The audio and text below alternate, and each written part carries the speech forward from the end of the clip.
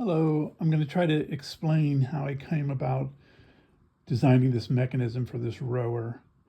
I found a few references online that basically describe the motion of a rower's arms, hands, body.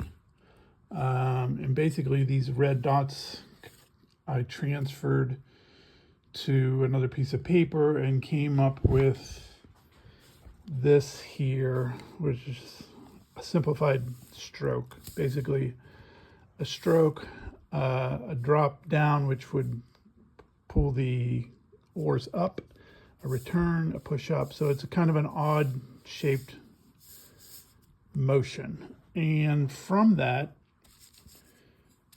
I had to determine,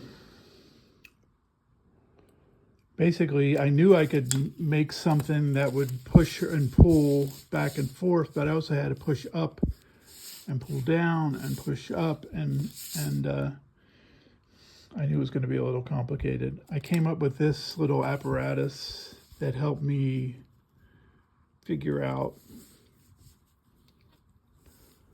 the shape of the mechanism down below.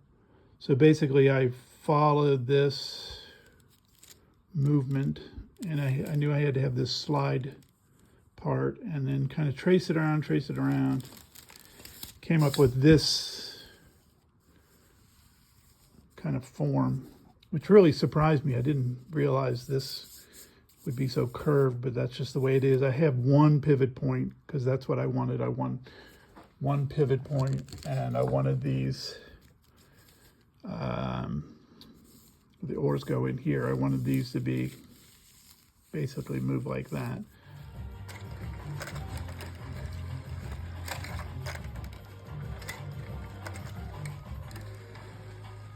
So I came up with this. I drew it out like that because I have 1/4 inch bearings. I did a little test piece with this piece of wood and put my 1/4 inch bearings. I might have posted that earlier, probably back in July or August, to prove to myself that this was actually going to work. Since I have 2 of these, I knew I had to have 2 points that were going up. One goes this, one goes that way, so down below. So I basically came up with a roller thing. Those go in there. That go inside. Where's that thing? This overly complicated thing.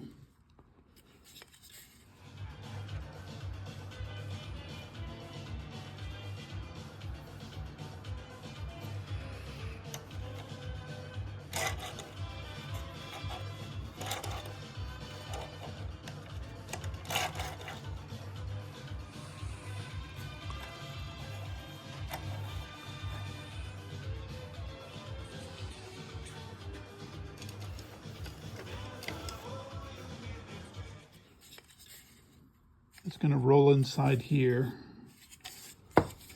stay parallel. And basically I had to invent this, what I'm calling is a double lever. Is pivots on this point. This gives me the back and forth motion, but this lever here also gives me the up and down, so I can go up and down and around, and these are going to be controlled by 2 separate cams, and those have to be perfectly timed because this roller thing is actually, is that right? No, down here, and kind of follows that path around because this is that. So it slips in here. I think this is right. Yeah. And so it rolls around. Again, this complicated lever has to be pushed side to side, but this part also has to be pulled up and down. So it gets to this point, down, around, and now it's falling apart. Anyway, I had no idea what this was going to be. It just, it started out as one piece of wood like this, and I knew I could go back and forth. And this sort of grew into this thing with a groove in the center. If you saw my post the other day, I just reinforced this piece with a piece of tube. Again, this goes like that. There's another lever that operates. That's wrong. Anyway. Very complicated.